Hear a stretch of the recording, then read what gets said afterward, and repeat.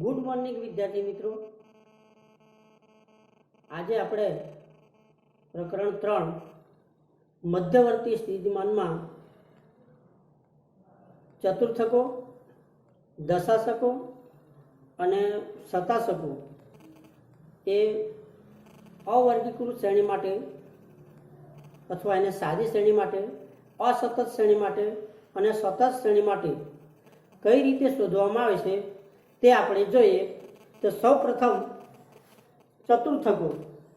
ચતુર્થકો શોધવા પહેલા પ્રાપ્તાંકો જે આપેલા હોય એને ચડતા કે ઉતરતા ક્રમમાં ગોઠવવામાં આવે છે। ત્યારબાદ ક્રમમાં ગોઠવ્યા બાદ જે કુલ પ્રાપ્તાંકો આપેલા છે એ કુલ પ્રાપ્તાંકોને 4 સરખા ભાગ કરે છે, બરાબર। 25%, 50%, 75% અને 100%। આ રીતે એના 4 સરખા ભાગ થાય છે। 4 સરખા ભાગ થાય ત્યારબાદ Q1, Q3 અને Q2 આ ત્રણેય માપો શોધવામાં આવે છે। ચતુર્થકો 4 સરખા ભાગ કરે છે પણ એના જે ચતુર્થકો છે એ 3 હોય છે। તો પ્રથમ ચતુર્થક Q1 એ આપણે સાદી શ્રેણી માટે કઈ રીતે શોધીએ તો n+1 ભાગ્યા 4 એનો સામેનો જે કંઈ પ્રાપ્તાંક હોય એ પ્રાપ્તાંકને આપણે Q1 તરીકે એની કિંમત શોધી શકાય છે। એ જ પ્રમાણે Q2, Q3, Q4 પણ આ જ પ્રમાણે આ જ સૂત્રનો ઉપયોગ કરવાનો છે। દાખલા તરીકે Q2 તો Q2 બરાબર 2n+1 ભાગ્યા 4, Q3 બરાબર 3n+1 ભાગ્યા 4। આ રીતે એની કિંમત શોધવામાં આવશે। એનો સામેનો જે કંઈ પ્રાપ્તાંક હોય, સાદુરૂપ આપણે જે પ્રાપ્તાંક આવે એને આપણે ચતુર્થકો કહીશું, Q1, Q2 અને Q3। એ થઈ સાદી શ્રેણી માટે।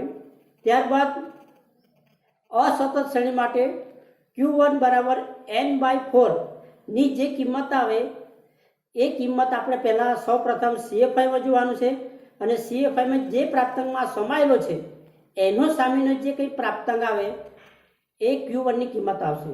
એ જ પ્રમાણે Q2 ની કિંમત પણ Q2 બરાબર 2n/4 એની કિંમત સાદુરૂપ આપતા જે કિંમત આવે એ કિંમત આપણે શરૂઆતમાં CFIમાં જોવાનું છે અને CFIમાં જે પ્રાપ્ત કિંમતમાં સમાયેલો છે આ કિંમત એનો સામેનો જે પ્રાપ્તાંક આવે એ Q2 છે। એ જ પ્રમાણે Q3 તો Q3 બરાબર 3n/4 એની જે કિંમત આવે છે એ કિંમત CFIમાં ત્યાં કયા કિંમતમાં સમાયેલો છે એ સૌપ્રથમ આપણે જોવાનું છે અને ત્યારબાદ એનો સામેનો જે પ્રાપ્તાંક આવે એ Q3 છે।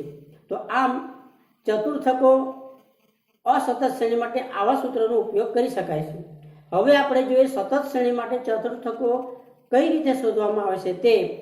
સૌપ્રથમ આપણે જોઈએ Q1 તો Q1 બરાબર સતત શ્રેણી એટલે કે વર્ગો આપેલા હોય ત્યારે, તો વર્ગો આપેલા હોય તો સૌપ્રથમ જે પ્રાપ્તાંકો વર્ગો આપેલા હોય તે, ત્યારબાદ એ FI એટલે કે આવૃત્તિ આપેલી હોય, ત્યારબાદ સામે એની CFI આપણે શોધવાની છે। અગાઉના ચેપ્ટરમાં આપણે જોઈ ગયા કે CFI કઈ રીતે શોધવામાં આવે કે આવૃત્તિ હોય તેને ક્રમશઃ આવૃત્તિઓનો સરવાળો કરતા જવાનું છે। તો આ રીતે એની CFI તૈયાર થઈ છે। ત્યારબાદ Q1 બરાબર n/4 એની જે કિંમત આવે એ કિંમત આપણે CFIમાં જોવાનું છે કે કઈ કિંમતમાં સમાયેલી છે। એનો સામેનો જે વર્ગ આવે છે એ વર્ગને Q1 વર્ગ કહેવામાં આવે છે। આ વર્ગ શોધ્યા બાદ ત્યારબાદ Q1 બરાબર n+n/4 માઇનસ CFI ભાગ્યા FI ઇન્ટુ C આ સૂત્રનો ઉપયોગ કરવાનો છે, જ્યાં L બરાબર Q1 વર્ગની અધસીમા n/4 એટલે n/4 ની અગાઉ આપણે કિંમત શોધેલી છે તે મૂકવાની છે। CFI એટલે Q1 વર્ગની ઉપરના વર્ગની આવૃત્તિ, FI એટલે Q1 વર્ગની આવૃત્તિ અને C એટલે વર્ગ લંબાઈ। તો આ રીતેની કિંમત આપણે શોધવાની છે। એ જ પ્રમાણે Q2 ની કિંમત શોધવાનું હોય। ચતુર્થકમાં બીજું માપ છે Q2 તો Q2 બરાબર 2n/4 આની સાદુરૂપ આપે અને જે કિંમત આવે એ કિંમત CF5માં જોવાની છે અને CF5 સામેનો જે વર્ગ છે એ Q2નો વર્ગ કહેવાય છે. એ કિંમત શોધ્યા ત્યારબાદ સતત શ્રેણીનું એનું Q2નું સૂત્ર છે Q2 બરાબર L plus 2n/4 minus CF5 ભાગ્યા Fi ઇન્ટુ C. આ સૂત્રનો આપણે ઉપયોગ કરવાનો છે, જ્યાં L એટલે Q2 વર્ગની અધસીમા, 2n/4 એટલે એની જે આપણે આગળ સાદરૂપ આપ્યો છે એની કિંમત મૂકવાની છે, માઇનસ CF5 એટલે Q2 વર્ગના ઉપરના વર્ગની CF5, ઉપરના વર્ગની CF5 જે આવતી હોય તે લખવાની છે. Fi એટલે Q2 વર્ગની આવૃત્તિ અને C એટલે મધ્યસ્થ વર્ગની વર્ગ લંબાઈ. તો આ રીતે એનું કિંમત મૂકીને એનો આપણે દાખલો ગણવાનો છે. ત્યારબાદ ત્રીજો ચતુર્થક Q3 બરાબર 3n/4, એ સાદુરૂપ આપતા જે કિંમત આવે એ કિંમત સામે આપણે CF5માં જોવાનું છે. CF5 જોતા સામેનો જે વર્ગ આવે એ Q3 વર્ગ કહેવાય. એ વર્ગ મળી જાય ત્યારબાદ Q3 બરાબર L plus 3n/4 minus CF5 ભાગ્યા Fi ઇન્ટુ C.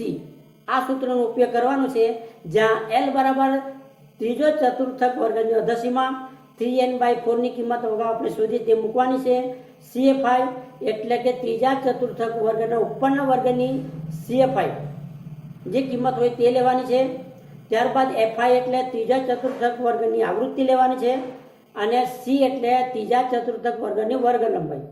આની જે કિંમત મૂકે એને ત્યારબાદ એનું સાદરૂપ આપણે આપવાનું છે. તો આ રીતે ચતુર્થકો આપણે શોધી શકાય છે.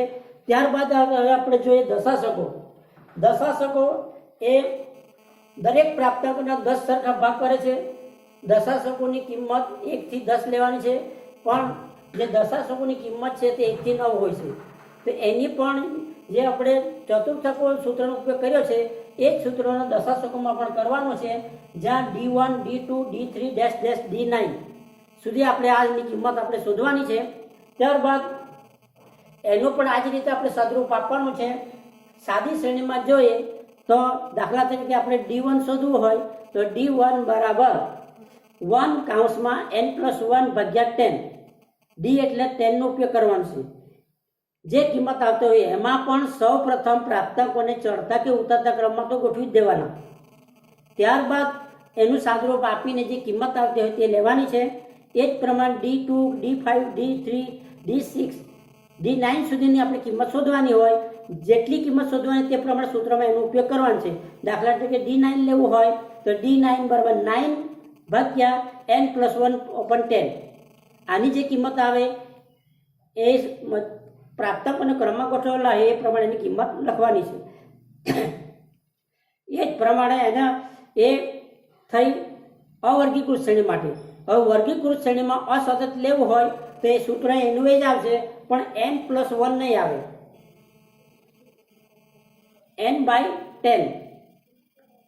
હવે 10 લેવું હોય, દાખલા તરીકે 8 લેવું હોય તો દશાંશક 8મો લેવો હોય તો 8/n/10 એની જે કિંમત આવે એ આ પ્રાપ્તાંકમાં આપણે મૂકી દેવાની છે.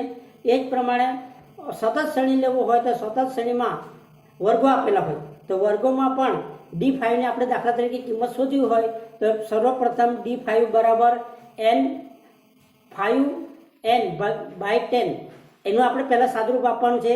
જે કિંમત આવે તે CF5માં જોવાનું છે. એનો સામેનો જે વર્ગ આવે તે D5 નો વર્ગ કહેવાય. અને ત્યારબાદ D5 બરાબર n plus 5n/10 minus CF5 ભાગ્યા Fi ઇન્ટુ C એનો ઉપયોગ કરવાનો છે, જ્યાં L એટલે 5મો દશાંશક જે આવે તેનો વર્ગ અધસીમા લેવાનો છે. ત્યારબાદ 5n10ની કિંમત સાદરૂપ આપણે જે કિંમત આવે તે લેવાની છે. CF5 એટલે જે 510 વર્ગ આવતો હોય એ વર્ગની ઉપરના વર્ગની CF5 લેવાની છે. Fi એટલે 510 વર્ગની આવૃત્તિ લેવાની છે અને ત્યારબાદ વર્ગ લંબાઈ C નો ઉપયોગ આપણે કરવાનો છે.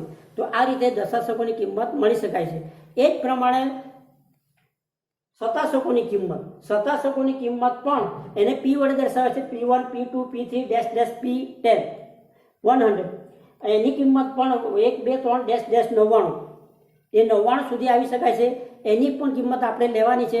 દાખલા તરીકે P10 ની કિંમત શોધવી હોય તો 10 કૌંસમાં n પ્લસ 1 100, P25 ની કિંમત શોધવી હોય તો 25 કૌંસમાં n પ્લસ 1 ભાગ્યા 100.